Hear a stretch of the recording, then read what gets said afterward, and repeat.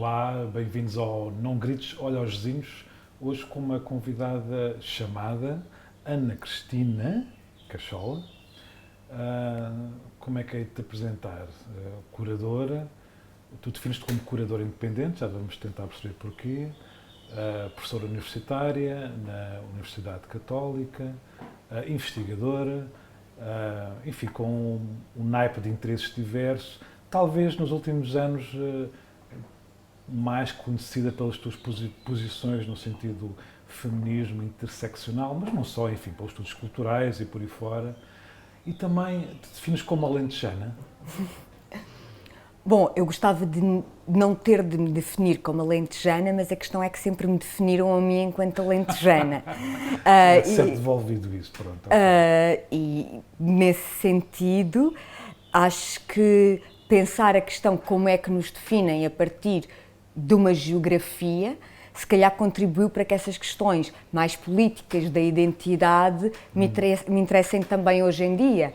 Eu há pouco tempo fazia um comentário numa rede social e queria dizer então, mas e os extremanhos? Ou como é que se chamam as pessoas da região do Douro Litoral? Não existe, ou seja, houve uma carga identitária regional que nunca tiveram de comportar. E no caso dos alentejanos, ou dos ribatejanos, ou dos algarvios, isso aconteceu.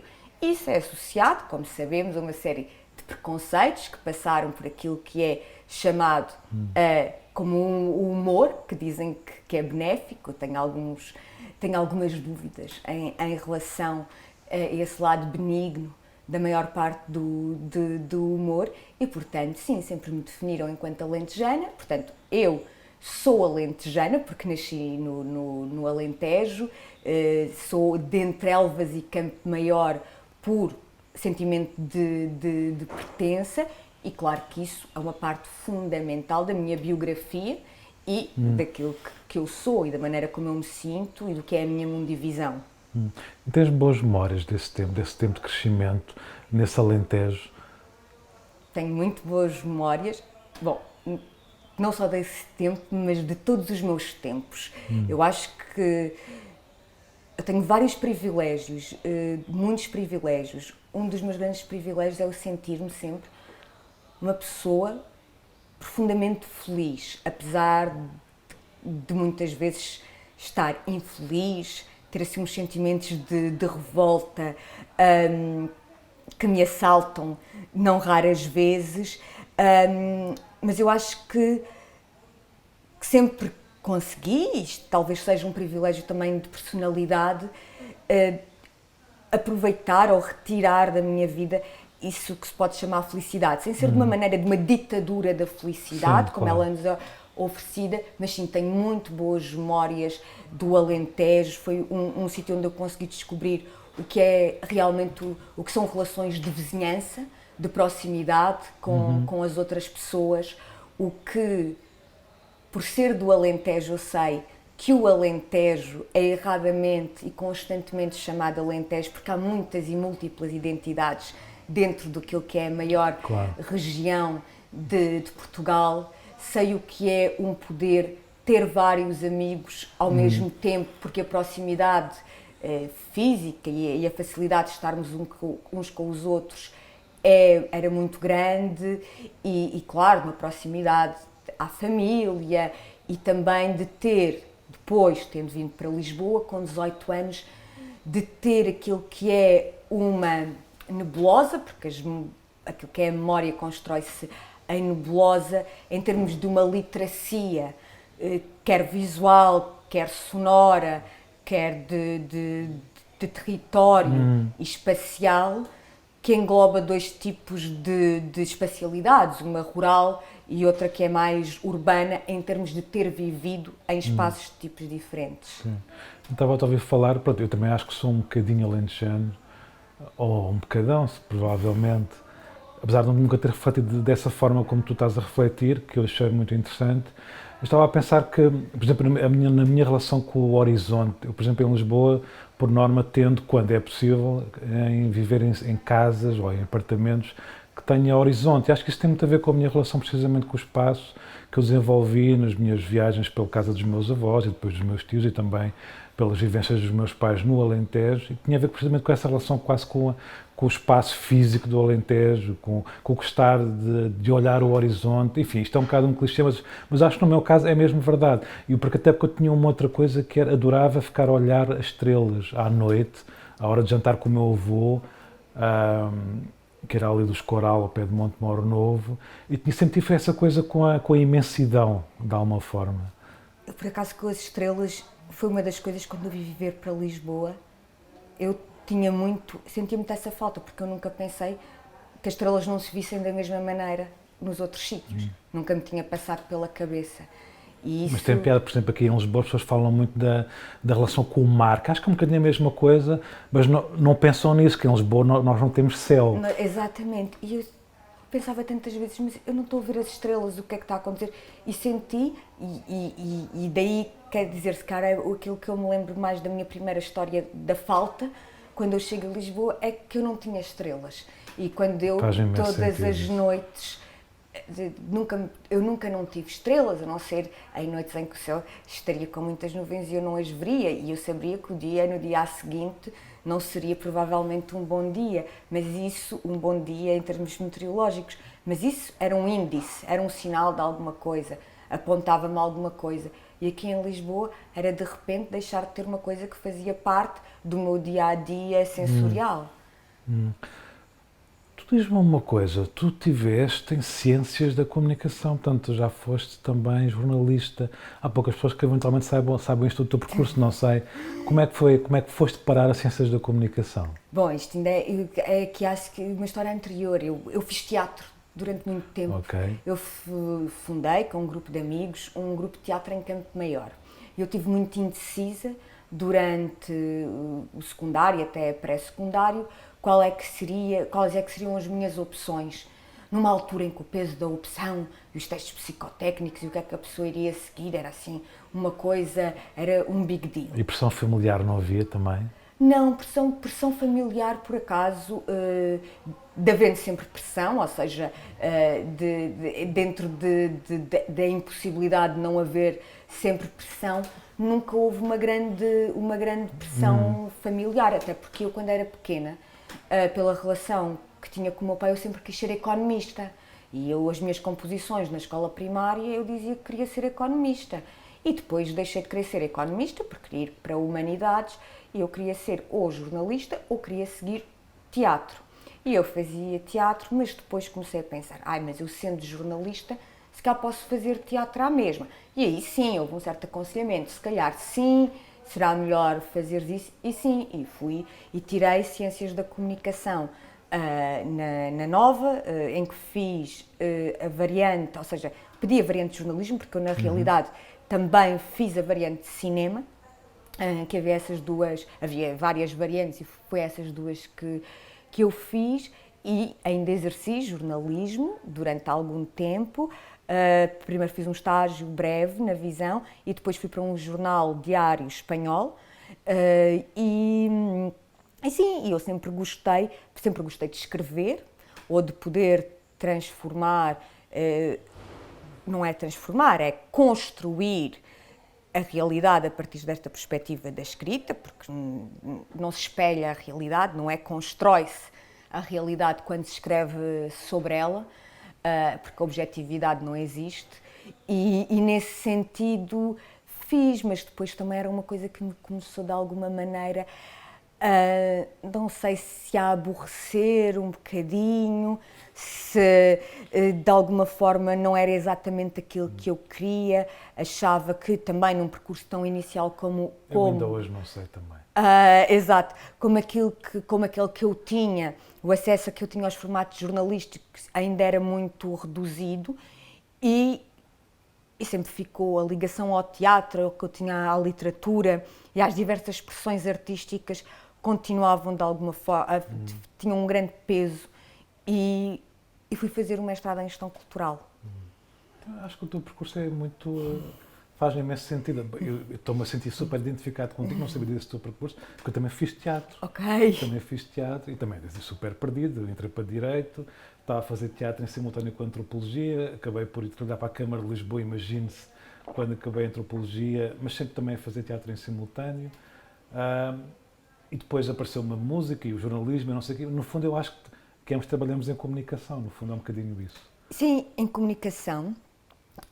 Com esta vontade de comunicar com os outros, de alguma forma. Pronto, isso sem dúvida nenhuma, que é esta vontade de comunicar com os outros, que eu sempre tive e sempre, para mim, há uma coisa que, e nem tem a ver com nada a partir do eixo cartesiano de proposição, do penso, logo existo, nem não há um comunico, logo existo. Mais do que comunicar, a mim interessa-me investigar. Todos os meus trabalhos são trabalhos de investigação que depois declinam, seja numa exposição, seja num meu trabalho mais académico, que pode parecer esse que se adapta mais à investigação, seja nos projetos interdisciplinares, seja em tudo. E a investigação, que tem a ver com este processo de aprendizagem, é uma coisa que eu acho que só pode existir em convívio e em diálogo com os outros. Eu acho que ninguém consegue aprender nunca nada sozinho. E nunca nada sozinho e nunca nada a partir de uma perspectiva única. Eu não consigo aprender sem os meus sentidos, não consigo aprender sem ouvir as opiniões de várias pessoas, sem ter as sugestões de leitura de várias pessoas de áreas muito diferentes. Por exemplo, perceber um fenómeno, e agora sem querer ser monotemática aqui, mas a pandemia. Para olharmos para a pandemia é preciso saber o que é que a música pop nos está a dizer, saber ao mesmo tempo o que é que durante a pandemia a publicidade nos está a dizer. Claro que os livros que foram escritos, claro como é que as expressões artísticas, nomeadamente o teatro, se alteraram, mas para mim tem de haver um leque sempre alargado, isso é possível em convívio e em diálogo com muitas pessoas e daí a comunicação ser fundamental, principalmente enquanto metodologia de investigação. Acho que és uma boa, excelente comunicadora. Obrigada, Vitor. Acho que nas apresentações ao vivo que eu vi tu, depois chamemos-lhe assim, sempre achei que tu eras alguém que conseguia, fazes uma coisa muito difícil, na minha visão, que é expor complexidade, e uma complexidade muitas vezes interpeladora e às vezes até provocadora de uma forma clara e simples, que é muito difícil. E a minha questão era se tu, enquanto professora, nas tuas aulas, tu alguma vez pensaste que essa aprendizagem, por exemplo, no teatro, da tua linguagem verbal e também corporal, isso te ajudou de alguma forma? Tenho a certeza que me ajudou. Por exemplo, eu sei que há uma das coisas que facilita imenso eu dar aulas, que é a capacidade que eu tenho de colocar a voz. E isso foi uma aprendizagem que eu fiz em termos de respiração, de questões técnicas. Eu sei que isso me ajudou bastante. Agora, a questão da complexidade, conseguir ser exposta de outra maneira, isso é um trabalho que tem a ver com reconhecer quem nos está a ouvir como uma pessoa que faz realmente parte da conversa. E aquilo que eu estou a dizer, eu quero realmente que seja uma coisa que seja entendida. Eu não gosto de falar comigo própria. Não gosto de me ouvir, não gosto de escrever para mim.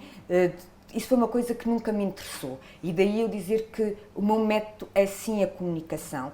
E eu acho que quando a pessoa ensina, quando a pessoa investiga, quando a pessoa faz uma exposição, e muitas vezes dizem que a arte contemporânea é hermética, ou que a academia é hermética, ou que faz isso, eu acho que às vezes é uma afirmação um bocadinho injusta, que se pode fazer. Eu acho que desconstruir uma complexidade que não existe propriamente tão na teoria, existe no mundo, porque o mundo é todo ele complexo, e isso é que leva a que muita teoria seja complexa. Começarmos a desconstruir, nem que seja com uma função heurística, esta complexidade do mundo e dizendo por partes, dizendo de uma maneira que possa ser inteligível para conseguirmos lidar melhor com o mundo, isso é um dos meus principais interesses E é por isso que eu quero trabalhar, é isso que me faz ser feliz. Lá está, outra das coisas que me faz ser feliz, é conseguir fazer isso. Isso é muito bonito o que acabaste de dizer. É mesmo, eu acho, porque faz imenso sentido o que acabaste de dizer.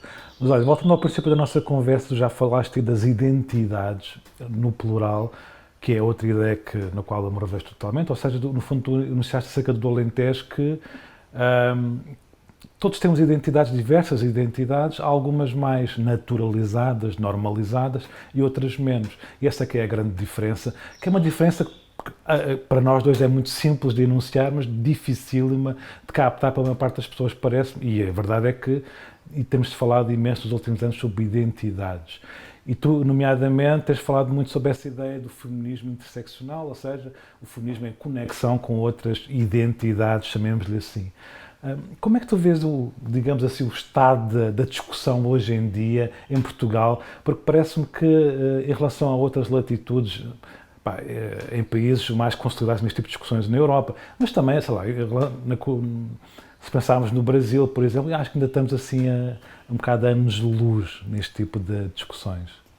Eu acho que, pronto, e aqui teremos de pensar em várias coisas, porque, mais uma vez, outra palavra que eu gosto muito é o contexto. Primeiro, a identidade nunca se pode naturalizar. A identidade, e aqui vou convocar um autor que eu gosto muito e que é uma das minhas bases. Mas não digas isso a um homem branco, heterossexual e por aí fora. Cisgênero, tipo, este autor que eu vou convocar não e no é meu caso de cabelo branco. Não, isso não vamos referir, senão seria idadismo. E também teremos de evitar, este homem não é um homem branco, que eu vou convocar, é o Stuart Hall. E o Stuart Hall diz, e muito bem, que a identidade só acontece no campo da representação. Claro. E nós esquecemos muitas vezes o que é que a representação, de que maneira é que a representação é fundadora da maior parte das nossas crenças e da nossa forma de nos mexermos, da nossa forma de olharmos, da nossa forma de ver, que nós achamos que é natural. E todas as identidades acontecem neste espaço de representação.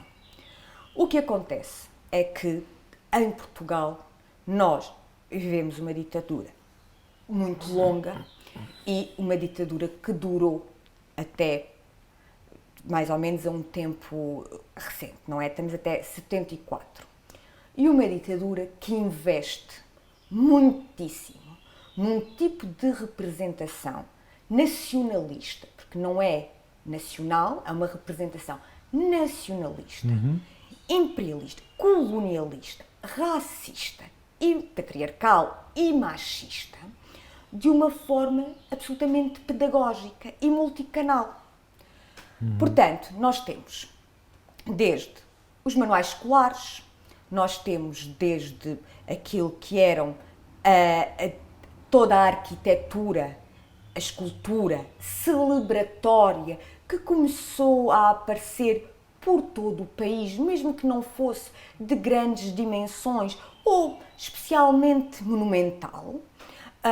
Nós temos as narrativas que foram acopladas a símbolos pré-existentes, nomeadamente a narrativa sobre a bandeira, que já era uma invenção da Primeira República, mas cuja narrativa se alterou a partir daquilo que foi a propaganda estado-novista, e temos depois tudo aquilo que é uma propaganda que vem desde as atualidades noticiosas até aquilo que passava através dos meios de comunicação social, da maneira como as fotografias, as imagens, de tudo isso que construiu este ideal nacionalista e que se baseou também muito do ponto de vista teórico. Havia teorias, nomeadamente o lusotropicalismo, porque nós falamos muito do lusotropicalismo e sabemos que o Gilberto Freire, já nos anos 40, defendia a teoria lusotropicalista,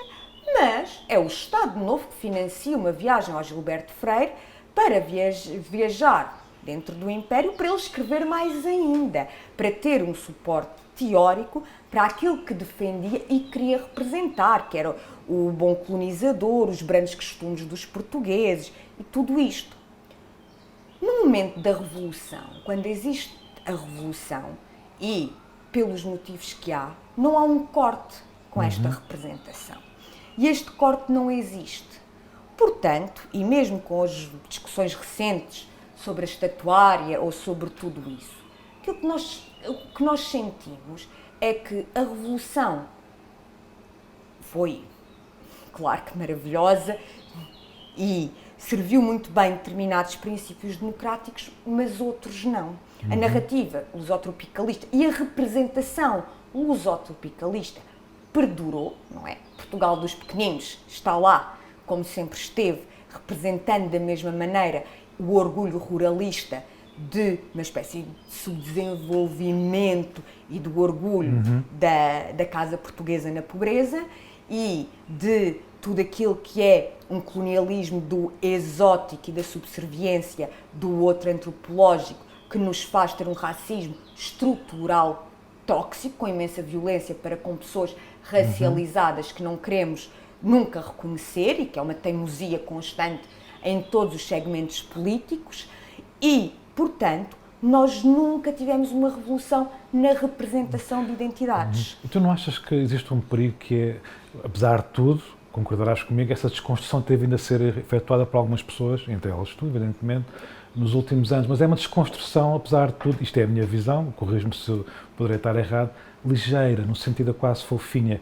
Na verdade, aquilo que algumas pessoas nos meios de comunicação, por exemplo, se queixam que estamos a falar de coisas muito radicais, há um radicalismo, eu não sinto nada disso. Eu sinto que há uma visão super amortecida deste tipo de discursos. Eu concordo completamente contigo. A mim, quando me dizem que isto é muito radical, eu digo não, lamento. O que é radical é o discurso que ainda existe sobre isto, que tem consequências violentas na vida das pessoas. Claro. A mesma coisa acontece com aquilo que é o machismo e é a figura patriarcal, não é a figura e a estrutura, mais do que a figura, a estrutura patriarcal da sociedade que persiste em tudo o que é representação e na representatividade, que as duas coisas são mutuamente constitutivas e que persiste, portanto temos um quadro de representação cheio de desigualdades na estrutura do país, em que a discussão, como tu dizes, é muito fofinha e só é aceitável quando é confortável para todos os intervenientes.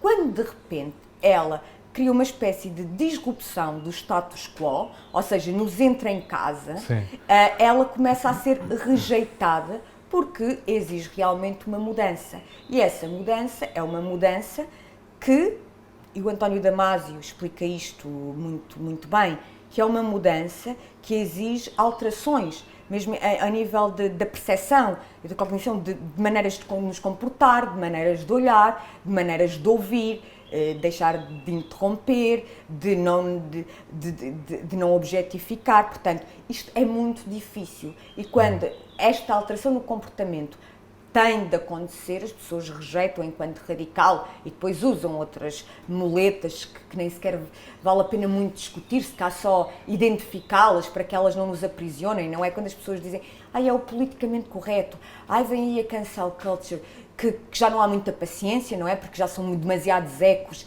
já é demasiada gente, pessoas a falarem de censura, ou seja, que é quase um desrespeito por aquilo que é a história da censura. Em muitos lugares, e mesmo quando falam de cancel culture, de falarem de cancelamento. Cancelamento. Há vidas que estão a ser canceladas por causa de uma instituição anacrónica que é a fronteira. Isto é cancelamento. Isto é rasurar pessoas da Terra, do planeta.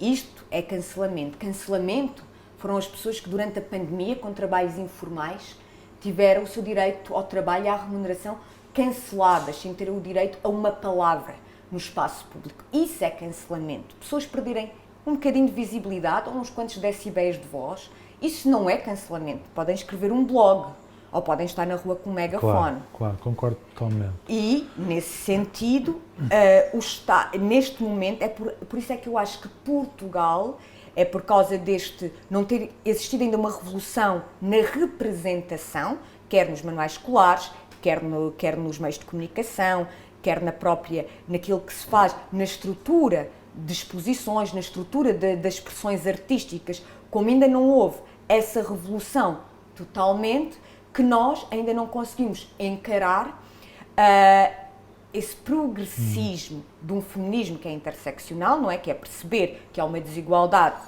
entre homens e mulheres no acesso aos direitos, que é uma convenção, não é dizer que são desiguais, existe uma convenção cujo limite utópico é que deixe de existir, não queremos defender que se tornem iguais, não tem a ver com isso, e que é interseccional porquê?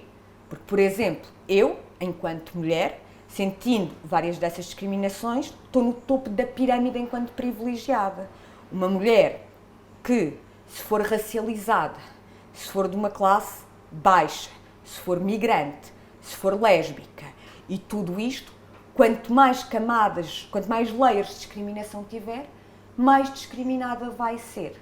E estes tipos de discriminação, isto não vão estar a ouvir-nos reducionistas de classe, são diferentes à discriminação só por classe, porque as mulheres estão sujeitas a determinados tipos específicos de discriminação e de violência, a comunidade queer está sujeita a determinado tipo de violência, as pessoas racializadas estão sujeitas a determinado tipo de violências que não podemos confundir. E as soluções que temos que achar são soluções dirigidas para cada uma destas comunidades e nas suas interseções. Evidentemente que toda a gente sabe que, toda a gente, pelo menos no mundo da arte contemporânea, que tu és filho de António Cachol, enfim, colecionador, economista. De alguma forma, teres crescido nesse seio familiar ajudou-te a criar uma relação com a arte contemporânea? Eu imagino que sim. Quer dizer, eu não sei se teria alguma relação com a arte contemporânea se eu não tivesse crescido com o meu pai. Há uma coisa que eu sempre disse, cada vez que apresento, mesmo quando ninguém me pergunta, que é: eu nunca fico órfã quando faço coisa nenhuma.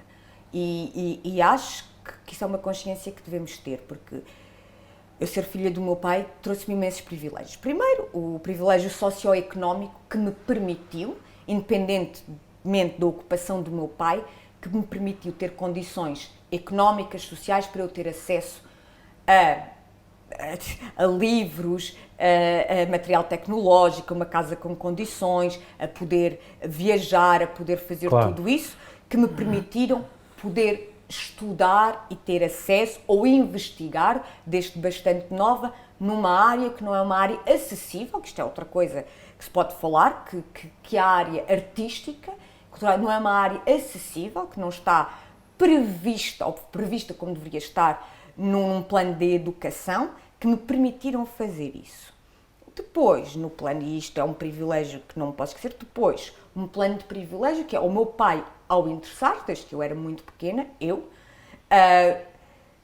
obrigatoriamente, e de uma forma passiva e quase como brincadeira, tive acesso a uma literacia artística gigantesca, desde conhecer não só museus, a ter acesso a obras de arte fora de casa e dentro de casa, portanto uma proximidade que me permitia às vezes tocar-lhes, olhá-las de perto, tudo isso, mas também a conhecer os espaços onde aconteciam, onde essas obras eram mostradas ou eram escondidas, porque eu estou a falar de galerias, estou a falar de ateliês de artistas, e estou a falar, eu assistir a conversas a que a maior parte das pessoas está privada, as conversas com artistas, as conversas com galeristas, portanto é um conhecimento que é das obras de arte em si, um conhecimento de uma hermenêutica artística das obras de arte interno e um conhecimento do sistema. E depois, o que talvez seja tão importante como tudo isto, que é um trabalho que às vezes é difícil de se fazer, é o de conhecer as pessoas deste meio. Isto é o maior privilégio de todos. É um acesso a um sistema que me fez depois trabalhar nele com muito mais facilidade.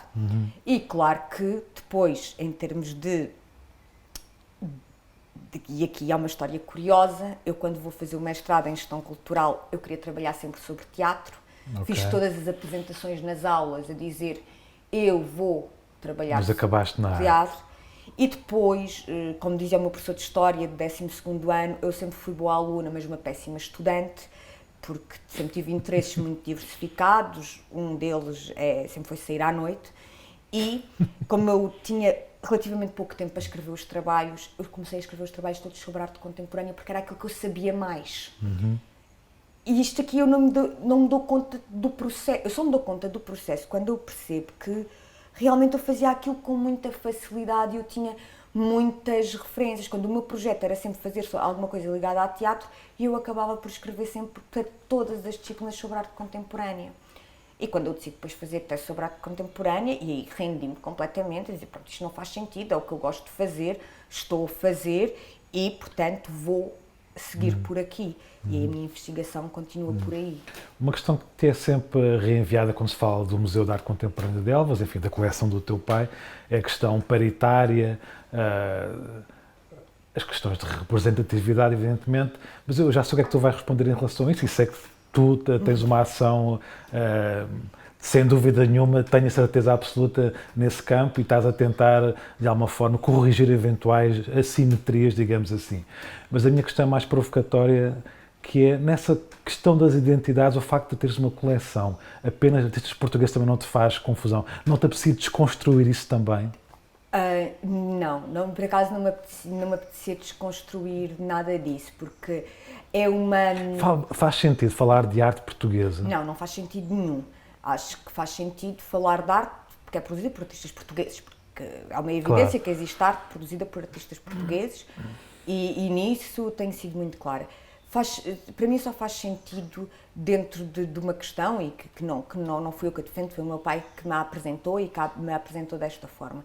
Quando ele começa a construir a coleção e quando ele começa a fazer, há uma consciência que, como o dinheiro, isto sem querer comparar com outras realidades, não era possível fazer uma coleção representativa daquilo que se estava a passar em larga escala. Sim, claro. Que foi feita com arte portuguesa.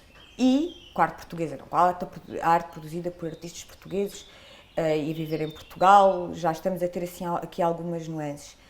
E nesse sentido, a maneira como a coleção, só porque a coleção é construída assim, como a coleção o que faz é acompanhar artistas de uma forma intergeracional, acompanhando vários momentos do seu percurso, não sendo aquilo que se pode chamar às vezes uma caderneta de cromos, mas tendo obras de grandes dimensões, já tendo feito comissões, havendo um interesse real, todos os interesses são reais, mas havendo um interesse pelos artistas, de um acompanhamento de proximidade e que se vai renovando várias vezes, eu percebo que isto não fosse possível fazer de outra forma e interessa-me este modelo de proximidade com os artistas e que para ter esta proximidade e para ter esta recorrência na compra do mesmo artista, não saber que aquela coleção já comprou, não vai comprar mais, porque a situação dos artistas portugueses é uma situação precária que não está a ser resolvida de maneira nenhuma pelas instituições públicas que o deviam estar a fazer. Portanto, interessa-me este modelo de coleção e acho que faz sentido. Tu também tens, enfim, nos últimos anos sido uma atividade curatorial que tu defines como independente. Eu, por acaso, deixei de fazer isso há uns tempos. Agora, eu gosto Como de dizer assim? que sou curadora dependente. Explica lá isso então. Bom, os curadores independentes são aqueles curadores que não estão a trabalhar em nenhuma instituição. E eu ouvi dizer isto em algum sítio sobre a independência, portanto eu não consigo estar a referir quem disse isto exatamente, mas eu pensei, curador independente, esta ideia de independência, esta ideia é tudo aquilo que eu não sou, porque apesar de ter um sentido de autonomia, tudo isso não tem a ver com isto, mas um curador nunca pode ser independente, porque um curador está sempre dependente daquilo que se está a pensar, está sempre dependente dos artistas. E eu acho que todas as profissões no mundo artístico deviam ser todas dependentes, porque acho que é um grande vício de uma independência em relação aos artistas que tem estado a minar a importância que lhes damos. Por isso é que eles têm uma maneira de estar precária. Por isso é que estamos pelo menos das artes visuais, em que a FI de artista, a FI de montagem, em que ainda não estão tão normalizadas quando deveriam estar, ainda não têm valores como aqueles que deveriam ter para que os artistas possam viver da sua prática e a sua prática não tenha que estar ligada só ao lado mercantil e comercial. E acho que existe na prática da curadoria, até pela etimologia da própria palavra, a dependência do mundo, a dependência do cuidado no pensamento, a dependência da conversa, a dependência de que o resultado, ou seja, que o resultado não seja uma coisa formalista e estética. Portanto, é assim, existe um lado de independência, dos curadores independentes, porque não estão nas instituições, mas acho que este lado de nos reconhecermos a nós também como seres dependentes, e nomeadamente também do meio ambiente, porque as exposições também têm impacto ecológico e isso tem de ser pensado e somos todos dependentes do meio. Eu acho que se calhar poderíamos todos começar a pensar um bocadinho mais nisso. Sim, somos todos interdependentes. Exatamente. E tu também és interdependente enquanto curador dos artistas. Há sempre essa eterna discussão se nos últimos anos os curadores não vieram conseguir um protagonismo eventualmente excessivo em relação aos artistas. Como é que tu te posicionas nessa eterna discussão? Eu nessa eterna discussão digo que há alguns casos que sim, que vieram. Acho que isso veio aqui poder tornar... Já agora, em Portugal, o universo curatorial também é muito do homem, não é? Ainda. Por acaso, em termos, se colocássemos isto em termos de numérico, em termos aritméticos, há muitas curadoras mulheres. Mas onde é que elas andam? Não, eu posso dizer aqui vários nomes. O meu pai fez-me a mesma pergunta no outro dia e eu comecei a dizer e ele ficou... A sério? Sim. Mas os nomes com mais visibilidade são todos homens. Esse é que é o problema. Isso é que é o problema também quando dizem mas não há mulheres artistas. Não há. Mas eu ofereço listas. Eu já disse que no Natal podem-me encomendar e eu ofereço listas a quem achar que não há mulheres em determinados cargos. Há imensas curadoras mulheres, talvez até mais do que curadores. O problema é que a visibilidade... Pois, é diferente. E também a questão de, uma mulher curadora é convidada para fazer um grande projeto. Já ninguém vai convidar essa mulher curadora para fazer um projeto mais pequeno logo a seguir, porque já ficou ali. Mas um curador, homem, branco, cis e hetero, pode ser convidado para fazer um grande, o pequeno, o médio a seguir, porque esta questão já não se coloca tanto. Ou seja, e as mulheres curadoras são imensas e com um trabalho muito meritório, que têm programas de pensamento integrado em comunidades com um impacto brutal. A Sara Antónia Matos, que fez o trabalho que fez nas galerias municipais de Lisboa com o Pedro Faro, que é um trabalho absolutamente incrível. A Filipe Oliveira, que tanto trabalha no Fórum Eugénio de Almeida como agora na Casa da Cerca, também um trabalho mesmo genial, com trabalhos e que são trabalhos de ligação às comunidades, são trabalhos interdisciplinares, são trabalhos com preocupações feministas, pós-coloniais, ecologistas e que, normalmente, quando se está a falar destas situações, a Margarida Mendes, um trabalho absolutamente excepcional, também desde o campo da investigação, do ativismo, com exposições que são sempre muito mais do que exposições. Nós temos um leque de curadoras extraordinário. É pena que a visibilidade que elas tenham não sejam, como em todas as áreas, igual à dos homens brancos, cis e hetero. Com exceção do mundo da moda. Bom, olha, há uma exposição agora na Galeria Balcony, com curadoria tua, que eu tive a oportunidade de ver e aconselho, é magnífica. Não só do ponto de vista estético, mas também pelas interpelações que tu tens ali, que estão ali. Queres-me falar um bocadinho sobre essa exposição? Sim, é uma exposição que, como quase todas, e felizmente que eu gostei muito de fazer. Chama-se Uma Cobra Naturalmente Falsa, uma exposição da Evie Jokova, esta mulher vai sempre, da Evie Jokova e da Mané Pacheco. E esta exposição é especial por vários motivos.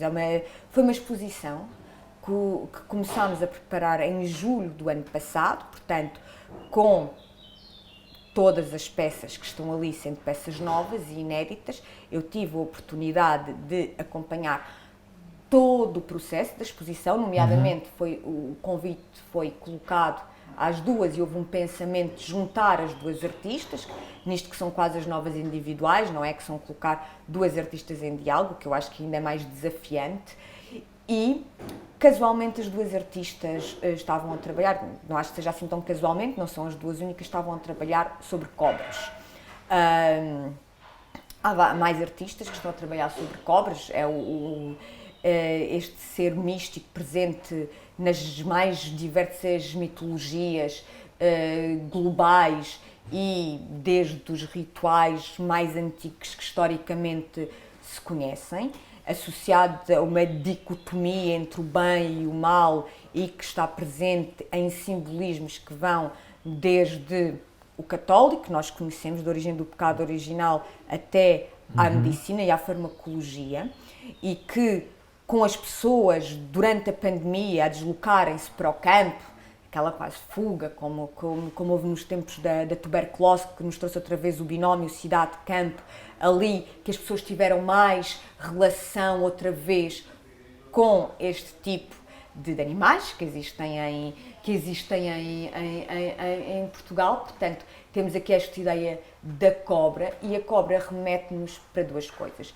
Por um lado, para o papel da mulher, porque há sempre esta relação com Eva, e há sempre a relação que a cobra teve nestes rituais ancestrais e em rituais de cura. E nestes rituais de cura, através dos seus venenos, por isso ainda hoje ligado à farmacologia e à medicina, que eram protagonizados muitas vezes por mulheres, e que aliás foram perseguidas na caça às bruxas.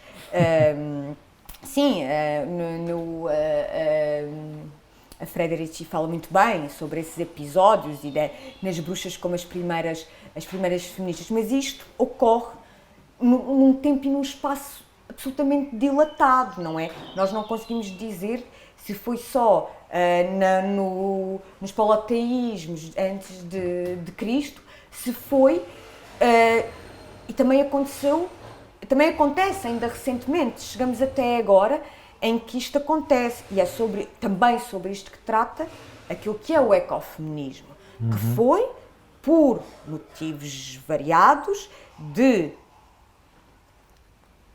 essência patriarcal, não é? Esta mão invisível, primeiro de Deus e depois do capitalismo, em que as mulheres ficaram mais ligadas ao trabalho com a natureza, junto à terra, em que as mulheres têm mais relação com este tipo de animais, com aquilo que se pode retirar da terra com um potencial medicinal e curativo, com este trabalho informal, invisível, que existe muitas vezes como modo de sobrevivência, nem sequer é de subsistência, e que ainda existe e que se está a tentar recuperar e colocar no lugar, porque esta sabedoria pode nos salvar a todos, pode ser o salvar de um planeta.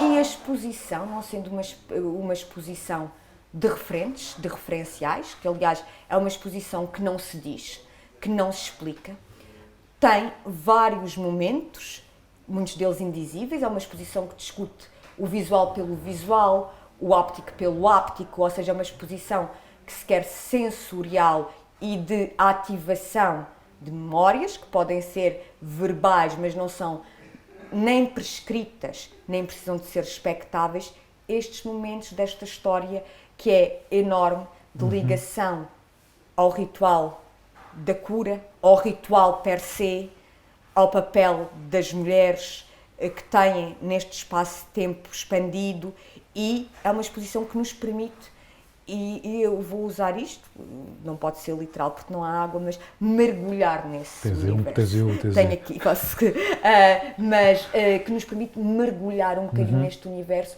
e retirar as nossas ativações mnemónicas dele. Ana, muito obrigado por teres vindo. Obrigada a ti. A vizinhança está a dar sinais de impaciência e vamos ter que ficar por aqui. Obrigada. Obrigado por terem estado desse lado.